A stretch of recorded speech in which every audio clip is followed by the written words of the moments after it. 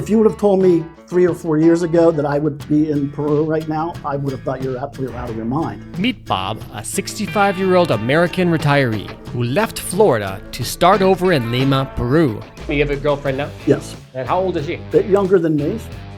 From dating and lifestyle changes Are you retired now? I retired at 62. to the challenges of living on a modest budget I'm living here on 700, basically.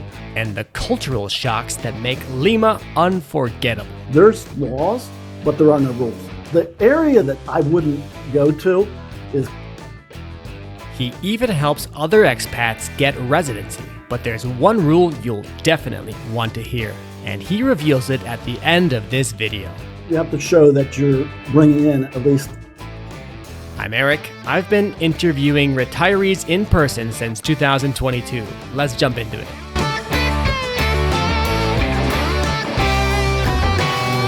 We have a new guest, and let's get to know him. What is your name? Hi, my name is Bob Bell. Bob, where are you from? Most recently, I was from Florida, but I have lived most of my life in Pennsylvania, in the United States. How old are you, by the way? I just turned a ripe old age of 65. And tell us, where are we now?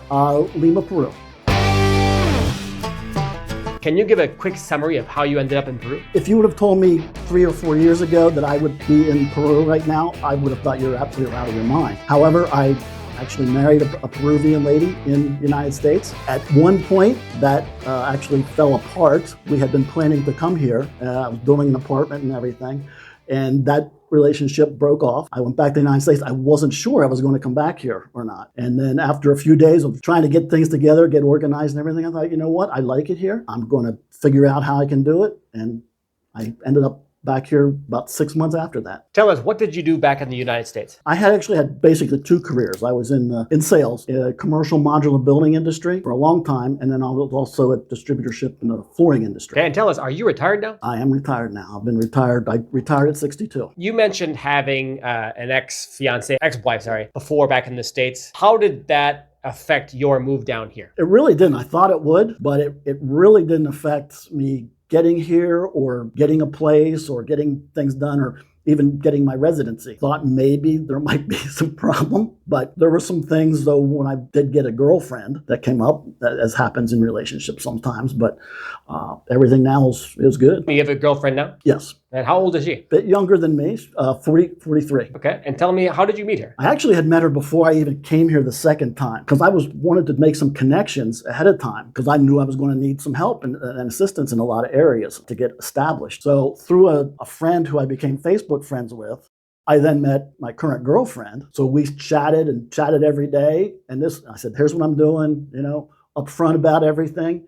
And actually, the first day I flew back, we had our first date. If you're enjoying my content and you want to support the channel directly, I want to invite you to join my Patreon. It's where I share my videos ad-free, and you'll get early access to them, behind-the-scenes updates, digital guides, and a private community so that we can connect more personally. You can find the link in the description or in the comments below. I wanted to talk about some of the difficult parts of living in Lima, Peru. For me, and it's probably because I'm a little bit lazy with learning Spanish, because I know very little Spanish. I've picked up words, obviously, in the last 2 years that I've been here. But that's probably my biggest challenge. What was harder than what you expected when moving here to Lima? I grew up in the country in Pennsylvania, and then I lived as an adult in the suburbs, and then in the suburbs of Florida. So this actually is the first time that I've ever lived in a major city. You said we were at my apartment. We were actually on the 13th floor. I had never lived above 2 floors. So here I am in a city of about 11 million people with one of the main thoroughfares through my area. Just get used to that was probably a challenge for me. Now it doesn't bother me at all. Where in Pennsylvania are you from? Central Pennsylvania. And I did live in Philadelphia for about 7 years. But I lived in the suburbs, travel into the city to my office, but it wasn't like living in the city. And of course, Philadelphia is even a lot smaller than Lima. Where exactly in Philadelphia you're from? What's the town called for any people that might? It was in Delaware County, a little town called Boothwyn. Not quite so similar to Lima and where we are now, is it? Right, not at all. And matter of fact, I'd spent the 18 years before I moved here in Orlando, Florida, and that's even smaller. A smaller town. Where are we specifically in Lima? It's the area called Magdalena del Mar. How did you end up here? It's actually a more of a residential area than a lot of the areas where people like me come. You'll hear, "I'll go to Miraflores, go to Barranco, whatever. It's safer, all this kind of stuff." But I'm in what I feel is a very safe area. There's a busy road right next to me. I've never really been threatened by anything. We have security at the door, so it's a nice area. It's quiet most of the time. The apartment itself is I would say maybe some older people. So there's not a whole lot of partying going on, and Peruvians do like to party. The area itself, it's away from some of the other more touristy areas. It doesn't have like a ton of the coffee shops. I'm a light sleeper. If I wake up at 3 a.m., 4 a.m., 4:30, it's super quiet. I mean, because there's no traffic. But every once in a while, then about 6, then you hear the honking and the brrr and this and that. I mean, eventually I probably will move out of here into like a more quiet area. Although Vanessa's area is more quiet, the area, because they don't have the main street like this, but the partying till 4 a.m., 5 a.m., it's like... You don't hear that here? No, I don't know if it's mostly older people or whatever, So it's like, it's super quiet here. Because sometimes we'll have friends come over and we'll have this turned up and I'm like, it's 2 o'clock. Lima's a really big city, and you weren't really used to being in big cities before coming here. What is possibly the most difficult thing about living here for you? Well, the first thing that hits you is the traffic. And not just the amount of traffic, but the driving. It could be scary for some people. Now, I don't have a car, and I have no intentions of having one because I can basically walk everywhere or Uber. But you take Ubers or you even go out in the street and start watching. There's laws, but there are no rules. I would tell people, stop. If there is a stop sign, that's just a suggestion. You've been here for how long? A little more than about 2.5 years. So have you thought about moving back to the States? I have. Every once in a while when the weather's lousy here, because living in Florida, I just loved Florida weather. Matter of fact, I went back about roughly a month ago, and the sky was blue and the clouds were white and it was warm. So I really liked that. But if I could win the lottery, maybe I could go back and stay for 3 months at a time and come back to Lima for 9 months at a time. That would be the perfect scenario for me. Tell me, what are the most difficult months to be here? Because we're here in July and the weather is miserable, and I absolutely hate this month. I've been here a month now, and the sun has come out for the 3rd time in the entire month. Is this the most difficult time for you to be in Lima? Absolutely, because again, I moved to Florida from Pennsylvania for the sunshine. I moved to the Sunshine State where it's sunny 360 days out of 365. So in the summertime here, which of course is the opposite of what it is in North America, it's nice. I mean, it's actually not too hot at all. I would say low 80s is hot, and even at night, it gets down to the mid 70s. But you're right, now is probably the most miserable time. But I think it's all relative though. Like if you're someone coming from say Canada or the northern part of the US or maybe the UK, it's not as miserable for those folks because again, it gets the days right now are roughly in the low 60s, 62 to 65. At night, it only gets down to like maybe between 58 and 60. So it's not that it's miserable, as we said, but it's uncomfortable for people like us maybe. How much sun is there in the summer compared to the winter? I would say you probably have sun. There's still a lot of gray, but you probably still have sun 4 to 6 days a week. That's pretty good because that's the opposite here. Because right now we get 0 to 0. 2 weekends ago, it was sunny. 2 days, Saturday and Sunday. It was beautiful. Of course, Monday came and it's all drizzly and gray again. I get a lot of wind coming here, so I can leave. If I need air conditioning in the summertime, I have my sliding glass door open, and it's nice and cool in here.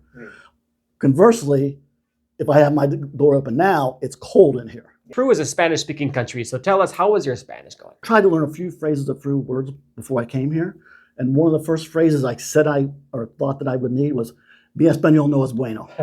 Okay, and I still use that a lot 2 years later, because somebody will be talking to me and I'll just be lost, totally lost. I can pick up in other conversations some words, some phrases, usually tell if somebody's mad at me or not mad or happy or whatever. But usually I use that phrase and they laugh and, okay, never mind. So has this language barrier ever been a problem, being that you don't speak fluent Spanish? It hasn't been, fortunately, because of the people I've met. My gringo friends even speak a good bit of Spanish. So I actually took some heat on 4th of July, a party we went to, because we noticed that all the other guys like me were speaking some Spanish. I heard it when we got home. It's like, you need to learn more Spanish.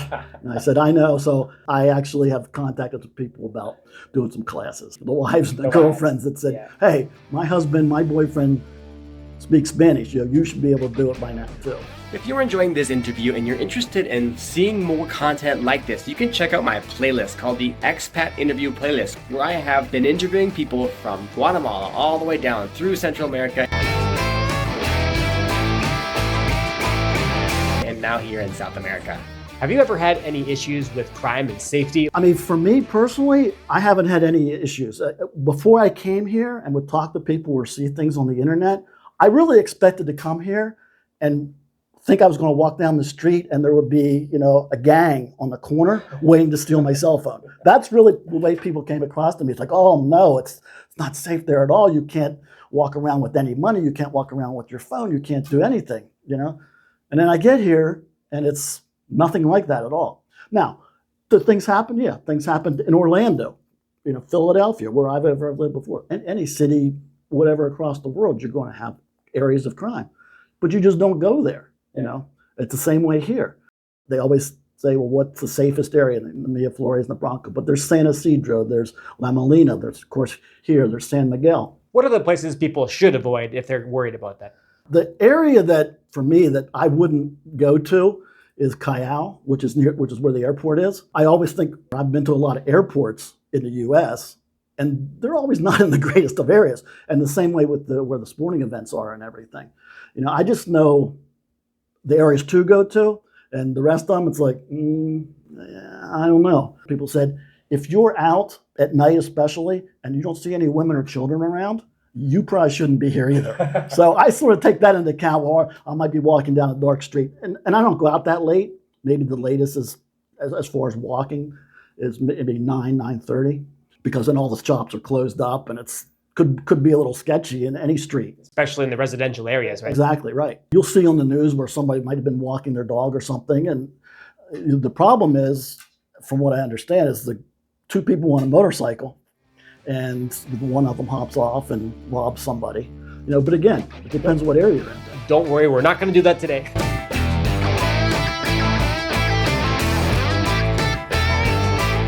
I've met expats, explored prices, walked through the streets, and looked into safety. If you're serious about Peru, check out the full playlist to get real boots on the ground info.